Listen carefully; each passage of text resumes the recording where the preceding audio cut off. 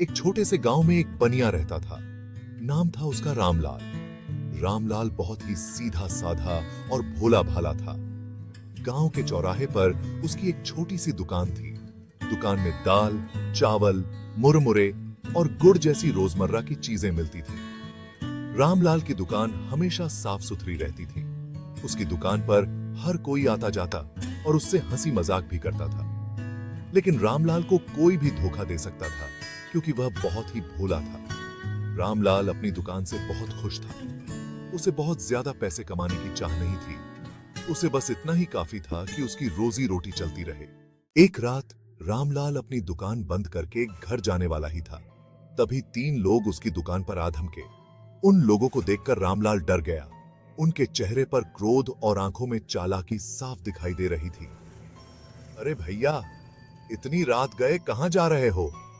हमें अपनी दुकान में थोड़ी देर के लिए ठहरने दो, एक आदमी ने धमकी भरे लहजे में कहा। रामलाल समझ गया कि ये लोग कोई मामूली आदमी नहीं है, ये चोर हैं। रामलाल डर के मारे कांप रहा था। उसने चोरों से कहा, मैं तो बस एक गरीब दुकानदार हूं, मेरे पास चोरी करने लायक क्या होगा? एक चोर हंसा और बोला, अरे भोले, हम तुमसे चोरी नहीं करवाएंगे, हम तो तुम्हें चोरी करना सिखाएंगे। रामलाल हैरान रह गया।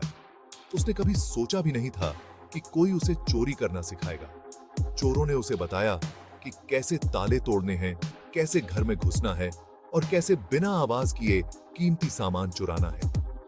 रामलाल उनकी सारी बातें ध्यान से सुनता रहा और एक कागज पर लिखता गया। आदे है। अगली रात चोर रामलाल को लेकर एक बड़े से घर में घुसे। घर में चारों तरफ सन्नाटा छाया हुआ था। जाओ, अब जो सीखा है उसे आजमाओ, एक चोर ने रामलाल से कहा। रामलाल धीरे धीरे घर के अंदर गया। उसके हाथ पैर कांप रहे थे। उसने चोरों की बताई हुई सारी बातें याद की और एक कमरे का ताला तोड़ दिया। कमरे में एक बड़ा सा संदूक रखा हुआ था। रामलाल ने संदूक खोला तो उसमें सोने के जेवर और पैसे भरे हुए थे। रामलाल लालच में आ गया। उसने सोचा कि सारा धन अपने पास रख लेगा।